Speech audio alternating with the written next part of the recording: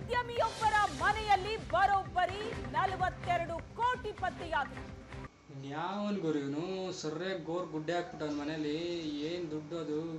ಅದ್ರಲ್ಲಿ ಏನಾದ್ರು ಒಂದು 7-8 ಕಟ್ಟು ನನಗೆ ಸಿಕ್ಬಿಟ್ರೆ ಒಂದು 30 ಜೊತೆ ಬಟ್ಟೆ ತಗೊಂಡು ದಿನ ಒಂದೊಂದು ಹಾಕೊಂಡು ಕಾಲೇಜ್ಗೆ GT ಬೈಕಲ್ಲಿ ಆರಾಮಾಗಿ ಸುತ್ತಾಡ್ಬೇಕು ಜುಮ್ ಅಂತ.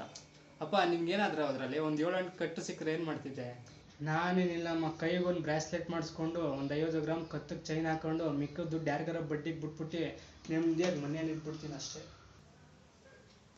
ಅಮ್ಮ ನೀನು? ಜಾಸ್ತಿ ಏನೂ ಇಲ್ಲಪ್ಪ, 3 ಹಳೆ ಮಾಂಗಲ್ಯ ಚೈನು, 1-2 ನೆಕ್ಲೇಸು, ಅಲ್ಲಿ ಇಲ್ಲಿ ಹಬ್ಬ ಹರಿದಿನ ಅಂದರೆ ಒಂದು 70ರಿಂದ 80 ರೇಷ್ಮೆ ಸೀರೆ ಅಷ್ಟೇ ನಂದು. ಅಣ್ಣ ನೀನು? ನಾನು ನಿಮ್ಮ ಥರ ಎಲ್ಲ ಅನ್ಯಾಯ ದುಡ್ಡಿಗೆಲ್ಲ ಕೈ ಚಾಚನಲ್ಲಪ್ಪ. ಜೀವನದಲ್ಲಿ ಕಷ್ಟಪಟ್ಟು ದುಡ್ದು ಆ ದುಡ್ಡಲ್ಲಿ ಜೀವನ ಮಾಡೋಣ, ಆ ಥರ ನನ್ನ ಪಾಲಿಸಿ, ಸರಿನಾ? ನಾನು ಕಣ್ಣೆದ್ರಿಗೆ ಇದ್ರೆ ಶೂಟ್ ಮಾಡಿ ಸಾಯಿಸ್ಬಿಡ್ತೀನಿ. ಇರಿಟೇಷನ್ ಕಟ್ರಿ.